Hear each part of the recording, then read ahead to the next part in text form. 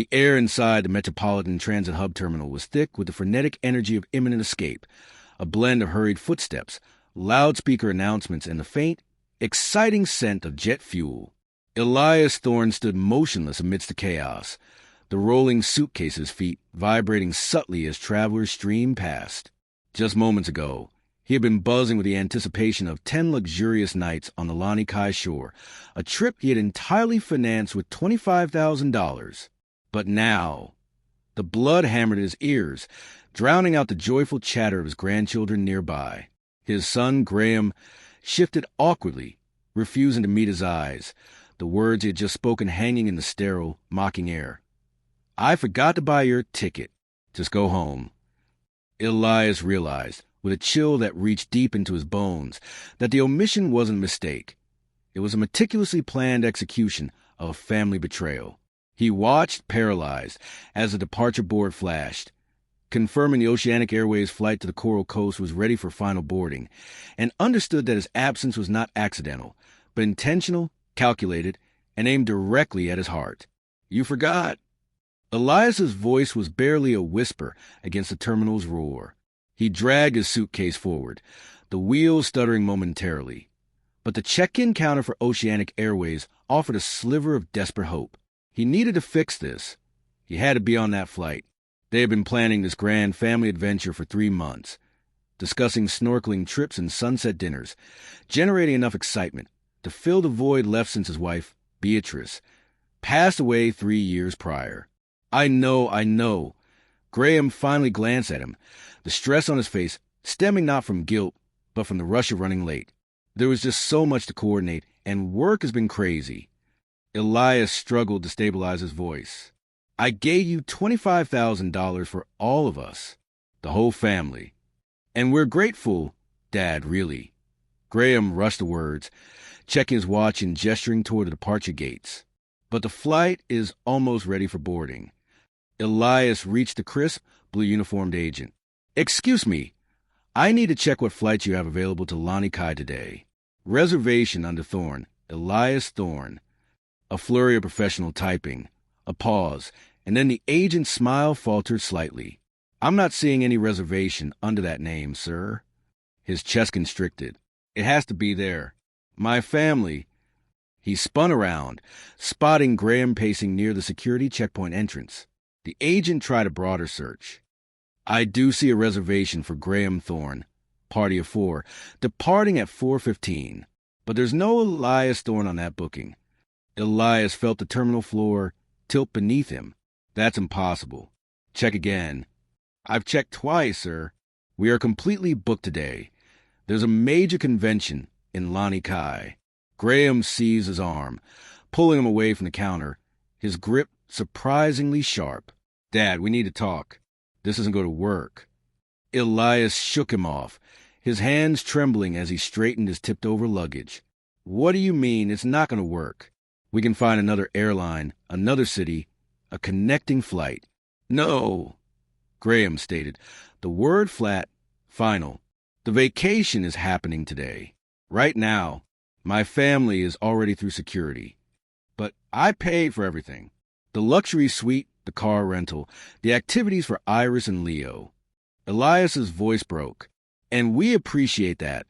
But arguing here isn't helping anyone. You need to go home. Dad will call you from the resort." Graham was already backing toward the security checkpoint. That's when Elias saw it. Not stress or forgetfulness, but relief in his son's eyes. Graham turned and vanished into the departing crowd, shedding his father like an embarrassing burden. Elias returned to the agent, needing an anchor in the spinning world. He asked her to check the booking details for Graham Thorne. She hesitated, but yielded to his steady gaze. "I'm not supposed to share booking details, but it shows here that it was booked 6 weeks ago." 6 weeks ago. Not 3 months ago, when they started planning. Not last week, when Graham claimed he was finalizing details. 6 weeks ago, Graham had already decided he would travel without his father, and no changes were made to add additional passengers. Elias asked, gripping the cool metal of the counter. "No, sir. The reservation has remained unchanged since the initial booking."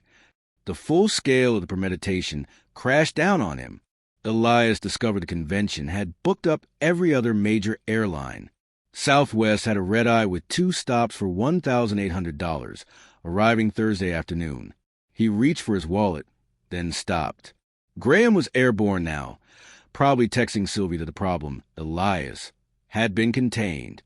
He knew, Elias realized, speaking the truth aloud to himself. All along, he knew. The final boarding announcement for Oceanic Airways Flight 712 crackled overhead. He pulled out his phone. A text from Graham offered a shallow dismissal. "Sorry, Dad. We'll call from hotel. Take care of yourself." "No," Elias told the agent, sliding his phone into his pocket. He wasn't taking the red-eye. This wasn't about forgotten ticket. This was about who they thought he was, a fool who could be treated like trash and quietly discarded. They were about to discover they had made a severe miscalculation about Elias Thorne. The automatic doors of the Metropolitan Transit hub slid open, welcoming Elias into the cool afternoon air.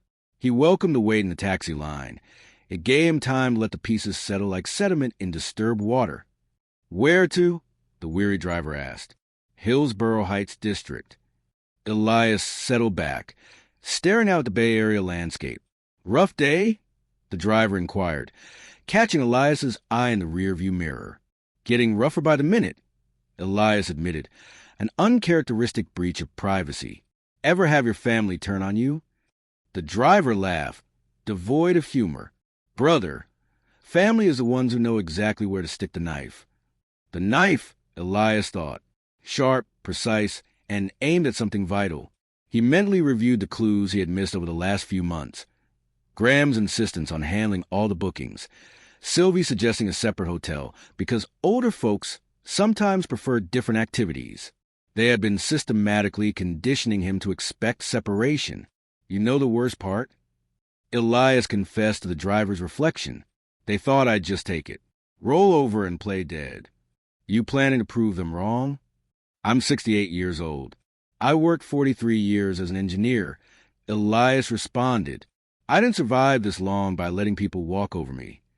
Another text arrived, this time from Sylvie. "So sorry about the mix-up, Dad. We'll bring you back something nice from Lonnie Kai." Mix-up, as if $25,000 and a deliberate abandonment were a clerical error. The money had been transferred 6 weeks ago. Easier to book everything from one source, Graham had claimed. Elias had trusted him completely. As the taxi pulled into his driveway, something hardened inside him, a pressure building like water behind a dam. They wanted to discard him? Fine. They would soon learn that this particular retired engineer still had a few moves left. Elias paid the driver and watched the taillights vanish. He pulled out his phone and scrolled to a number he hadn't dialed in months. Victor Sterling, his lawyer.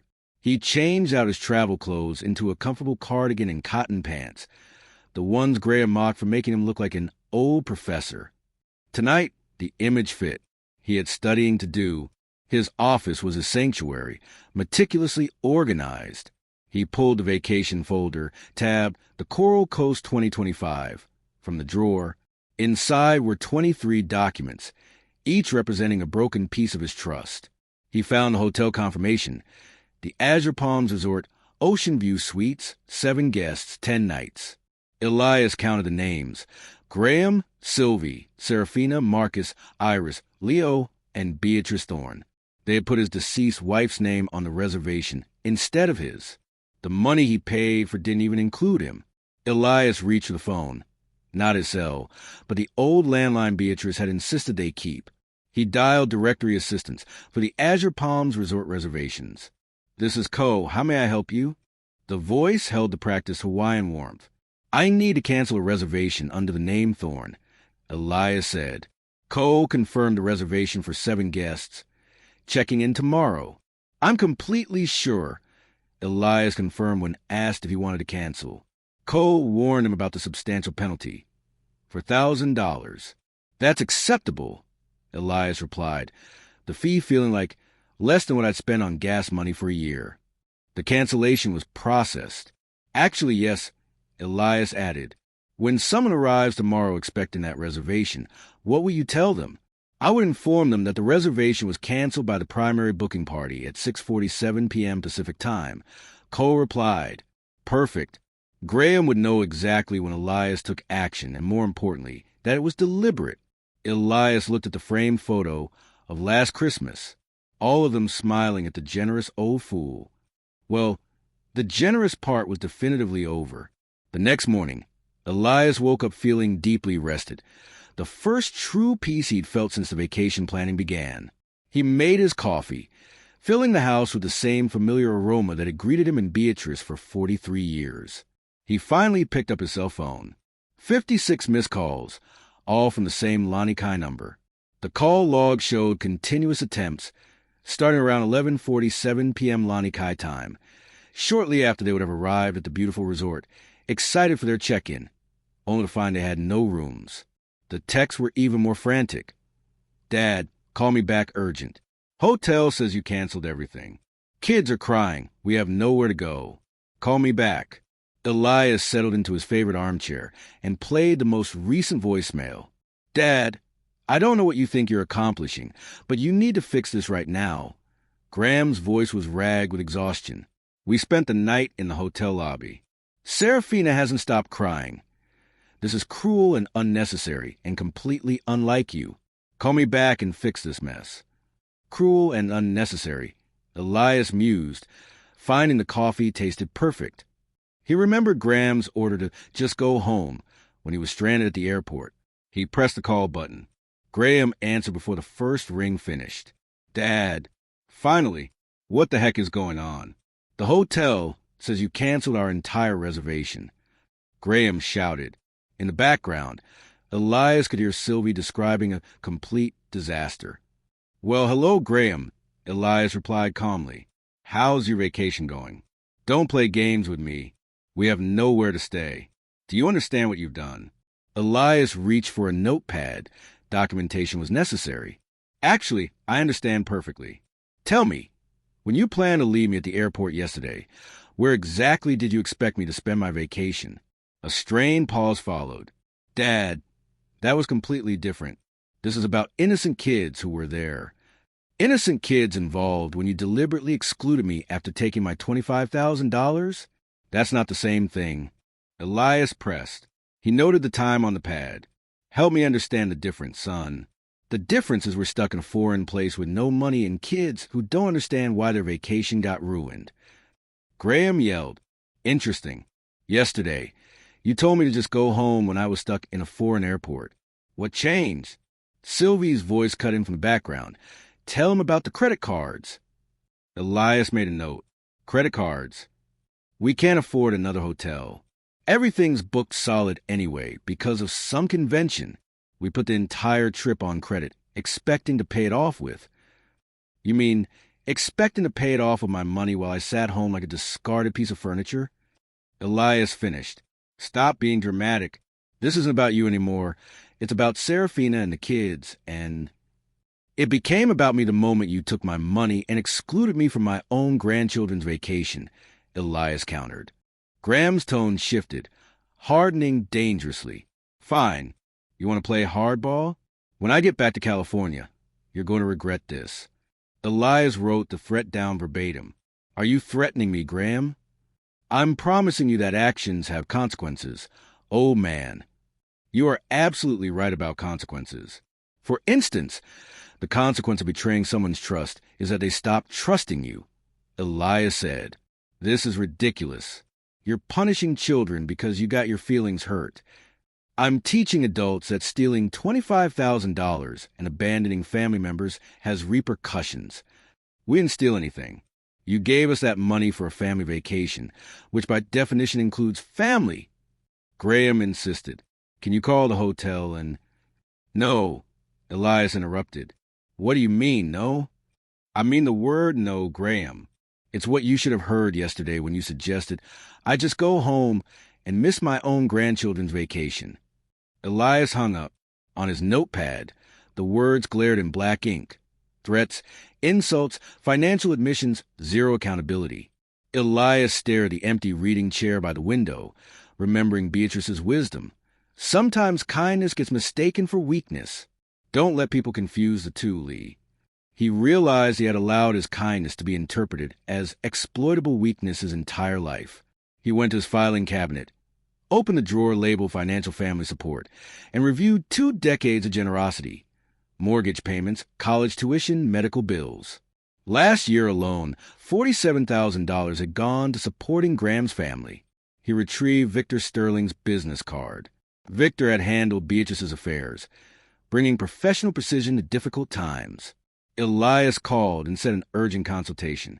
The next afternoon, he sat in Victor Sterling's 15th-floor office overlooking the bay, spreading out his documentation like evidence: bank statements, receipts, and Graham's threats written on the notepad.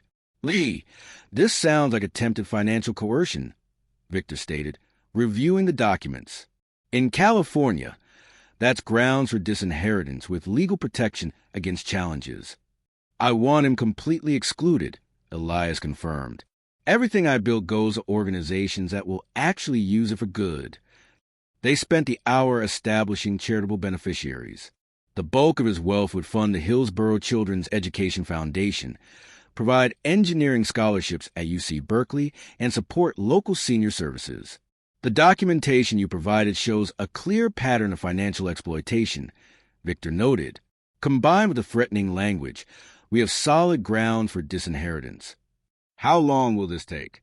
"I can have documents ready for signature by next week. We'll need notarization and a video recording to document your mental competency." "Whatever it takes," Elias affirmed. He thought about Iris and Leo. The children will be better served by scholarship programs than by inheriting money their father would control. Elias left Victor's office feeling immeasurably lighter. The law was on his side. The following week passed in structured peace. Elias enjoyed his routine, no longer constantly checking his phone or worrying about family schedules. The signing took place the following Monday. The conference room held Victor, his secretary, and a paralegal with notary stamps. The new will span 23 pages, transforming Elias's anger into permanent consequences. Victor read the key provisions aloud. The testator, Elias Thorne, being of sound mind and clear judgment, hereby excludes his son Graham Thorne from all inheritance due to demonstrated financial exploitation and threatening behavior toward the testator. The exclusion felt powerful, final. Victor continued through the list of charitable beneficiaries. For $100,000 to the Children's Education Foundation, $300,000 for the Engineering Scholarship Fund, plus endowments for senior services and veterans assistance. Elias affirmed his understanding, confirming he was executing the will completely freely. The video camera recorded his statement of competency. His signature on the documents was steady, deliberate, the notary seal pressed into the paper with satisfying finality. "When do you think they'll find out?" Elias asked, tucking the envelope beneath his arm. "Their flight returns Thursday afternoon," Victor reminded him. "They'll probably want to have some kind of family meeting about what happened." Elias had a better plan. 2 weeks later, Elias stood in the International Arrivals Terminal at the Metropolitan Transit Hub, flanked by Victor Sterling. The leather portfolio under Victor's arm contained the documents that would complete their mission. Oceanic Airways Flight 712 from Lanikai has landed. Victor said quietly. Passengers began trickling through the customs doors, tanned, cheerful families. Then Elias saw them. Serafina emerged first, chattering excitedly to Marcus, who patiently wheeled 2 large suitcases. Marcus looked exhausted, bearing the weight of a 6-hour flight after a disastrous trip. Sylvie followed, then Iris and Leo. Leo wore a wreath of fake flowers. Iris clutched a plastic ukulele. They looked tired, but excited to see home. Graham appeared last, checking his phone, moving with the relaxed swagger of a man who believed his problems, the forgotten ticket, the canceled hotel, were temporary setbacks. Then Iris spotted him. "Grandpa!" She broke away and ran, her ukulele bouncing, her face alight with pure, uncomplicated joy. Leo followed. "Grandpa Elias, we missed you so much. Wait until you hear about the dolphins." Elias knelt to hug them, feeling a brief, sharp pang of sadness at her innocence. But when he looked up, he saw Graham's face. Graham had stopped completely, his vacation demeanor evaporating as he registered the presence of his father and, more significantly, the man in the sharp suit, Victor. "Dad," Graham's voice was strained. "What are you doing here?" "Welcoming you home," Elias said, standing up and gently positioning the children beside him. "How was your vacation?" Sylvie rushed to Graham's side, her confusion morphing into alarm as she recognized Victor's professional attire. Serafina, oblivious, started describing the luau. "Graham Thorne." Victor stepped forward, his tone official, holding the sealed manila envelope. Graham went pale beneath his tan. Victor presented the document with the gravity of a court officer serving papers. "This is a copy of your father's revised last will and testament, executed on May 25th, 2025, Victor stated. Graham's hands trembled as he accepted the envelope. He tore open the seal, his eyes racing across the legal text. Disbelief, then horror, spread across his face as he reached the disinheritance clauses. "This can't be real," he whispered. Sylvie read over his shoulder, her face draining of color as she processed the implications. "Elias, surely we can work this out. Think about the children. They're your grandchildren." "I did think about them," Elias replied calmly. "That's why I paid $25,000 for their Lani Kai vacation." Graham's head snapped up, his eyes burning with fury, watching his meticulously planned future collapse. "You can't do this to us. I'm your son." "Yes," Elias agreed. "The son who left me stranded at an airport and threatened me when I finally stood up for myself." Serafina finally grasped the seriousness, her chatter stopping mid-sentence. Marcus, the accountant, understood immediately. "Graham, maybe we should give them some privacy. This is impossible. You can't disinherit family. There are laws." Graham bellowed, attracting attention. "Actually, Mr. Thorne," Victor interjected with professional calm, "California probate law fully supports your father's right to distribute his estate as he sees fit. The documentation is legally ironclad. I'll contest it in court." "Please do," Elias said. "Victor has prepared for that possibility. The video recording of my competency evaluation should be particularly compelling to any judge." Sylvie was focused on the magnitude of the loss. "The house, the investments, everything." "Everything," Victor confirmed. "The Hillsborough Children's Education Foundation and UC Berkeley Engineering Scholarship Fund are now the primary beneficiaries." Graham crumpled the documents, then frantically smoothed them out. "This is insane. You're throwing away your family over one stupid argument." "One stupid argument?" Elias's resolve strengthened. "You took $25,000 from me, excluded me from my own grandchildren's vacation, and threatened me when I objected. That's not an argument. That's betrayal." Iris tugged at his jacket. "Grandpa, why is Daddy yelling?" "Sometimes grown-ups make mistakes that have big consequences." Elias explained gently. "We'll get lawyers. We'll prove you were manipulated." Graham shrieked. Victor calmly handed Graham a business card. "I'd be happy to provide documentation of your father's complete mental competency to any attorney you hire. Fair warning, frivolous litigation can be expensive." "No," Elias said firmly, looking at his son's desperate, angry face. "This affects the people who betrayed my trust. Your children are innocent. That's why I've established scholarship funds that will help children like them for generations." Victor closed his portfolio with finality. "Gentlemen, our business here is concluded." Elias followed Victor toward the exit, leaving Graham and his family clustered amidst their suitcases, the memory of their expensive vacation already overshadowed by the magnitude of their new, permanent reality. The drive home across the Bay Bridge was quiet. The way to completed justice required no commentary. That went exactly as planned, Victor finally observed. "Better," Elias replied. Graham revealed his true character perfectly. No judge would overturn a will after hearing those threats. Victor pulled into Elias's driveway. "You know they'll try to contest it." "Let them," Elias said. "Every lawyer they hire will tell them the same thing you told me. The documentation is ironclad." They shook hands. "You did the hard work, Lee." Victor acknowledged. Standing up for yourself took real courage. Elias stepped into the quiet sanctuary of his home. He prepared a simple dinner, scrambled eggs, toast, and tea. He sat in the evening light, surrounded by family photos, and felt the sting of betrayal finally begin to fade. The lessons were permanent. Graham would never control his wealth, and Elias had reclaimed his dignity. His money would now fund violin lessons for deserving children, pay for engineering textbooks for struggling students, and provide meals for seniors forgotten by their families. Real, lasting good in the world, instead of financing more betrayal. As the sun set, painting his living room in gold and amber, Elias sat in Beatrice's favorite armchair, embraced by the dignity of a man who had demanded justice. Consequences had been served, lessons learned, and the future was secured. It was perfect. It was finally completely his.